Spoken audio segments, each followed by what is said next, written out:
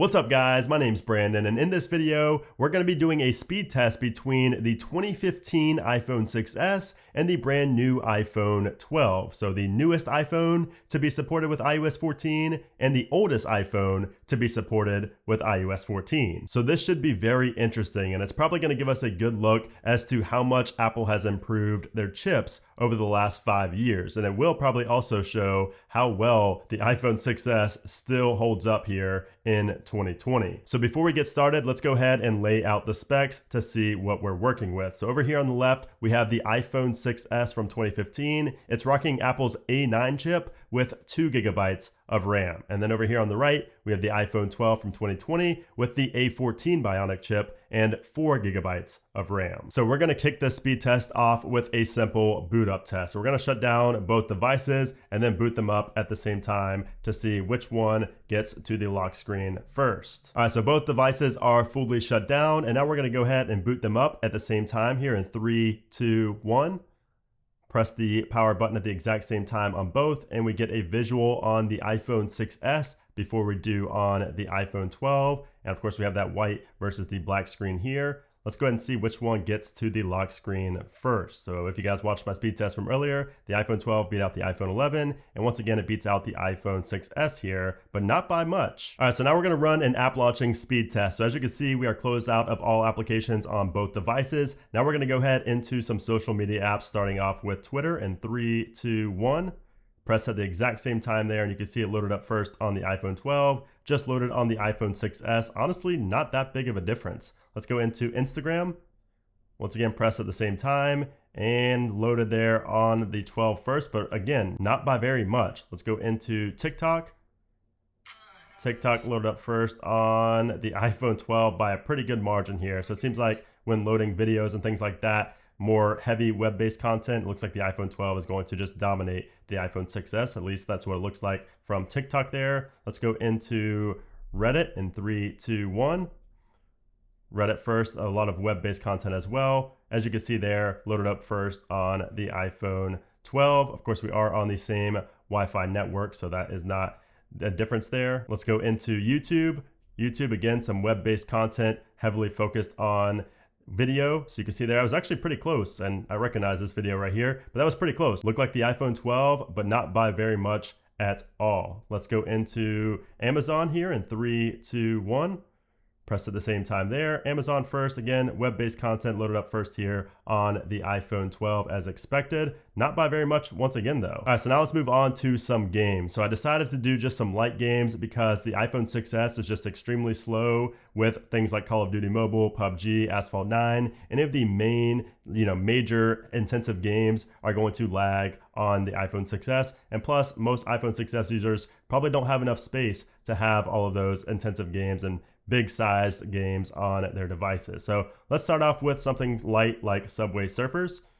As you can see there, these are all light, but let's start off with Subway Surfers. You can see pretty big difference already. So we got there on the iPhone 12, still waiting on the 6s.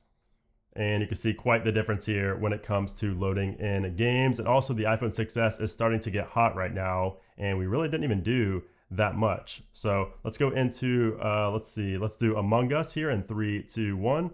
Press at the same time. Among Us is loaded on the iPhone 12, maybe. Still thinking about it. So we're on the black screen on both devices. There we go. Loaded up first on the iPhone 12. Actually, not too far behind is the iPhone 6s. Let's go into slither.io.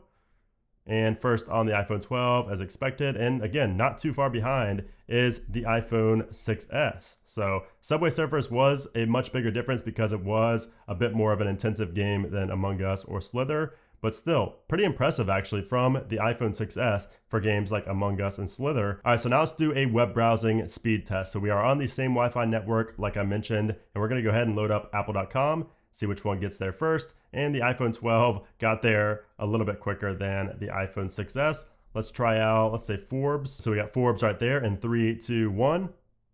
Forbes loaded up first on, still loading for both. We still see the bar up top. So the iPhone 12, iPhone 6 still loading, and there we go on the iPhone 6s.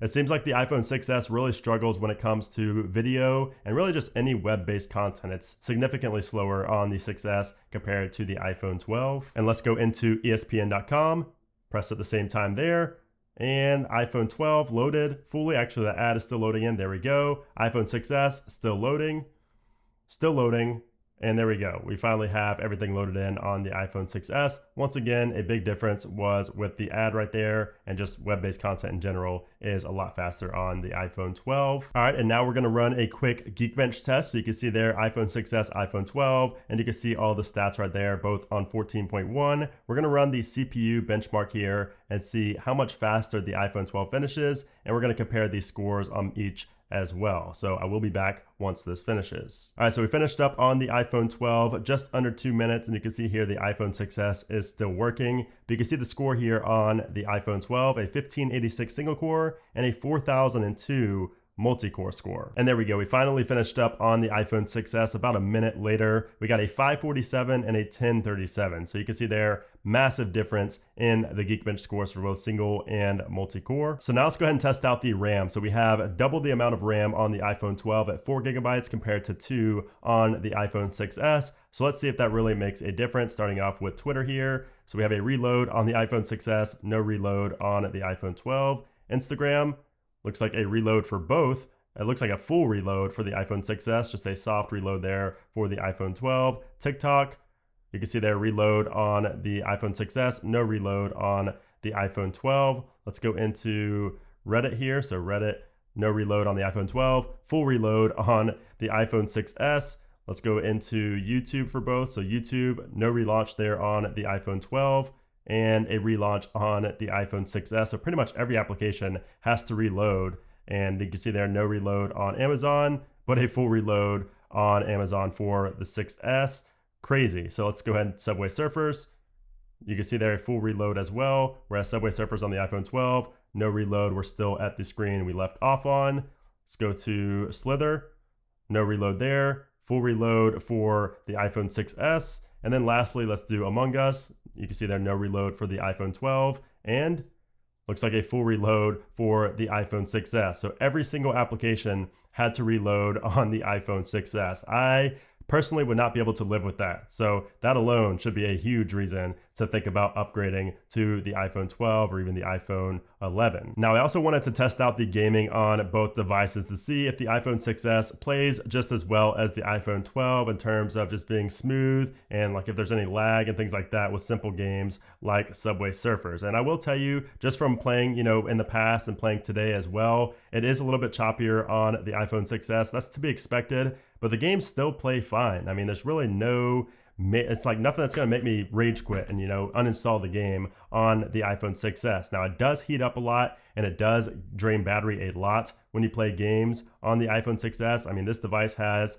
I believe, like a 95% battery capacity. So it had a new battery put in it and everything. So it still drains super fast. I mean, when you play games. So that is one thing to consider as well with the iPhone 6s. It's slower and it also consumes a lot more power than the newer, more modern phones like the iPhone 12. So I think that the iPhone 6s is a solid phone still here in 2020. But honestly, if you want to do anything intensive on it, you're going to want to upgrade to something like the iPhone 12, especially for battery's sake, in case you just always have a battery. Like if you always have a battery pack on you, then sure, keep the iPhone 6s. But there's a lot of reasons to love the iPhone 12 aside from just performance, but even just performance alone, you could see a massive difference in the iPhone 6s compared to the new iPhone 12. But yeah, guys, there you have it. That is a speed test between the 2015 iPhone 6s and the new 2020 iPhone 12. A massive difference in speed as expected, but is it worth it to upgrade from it? I think yes, but let me know your thoughts down in the comment section below. And if you still have an iPhone 6s right now, are you considering upgrading to the iPhone 12 or are you waiting for next year? What are your thoughts? Because I think next year will be the first year we see the iPhone 6s not supported with the new iOS software, iOS 15. I do not think the iPhone 6s will be supported on that software. So let me know all your thoughts down in the comment section below. And of course, if you guys did enjoy this video, I would appreciate if you gave it a thumbs up and make sure you guys subscribe for a lot more iOS 14,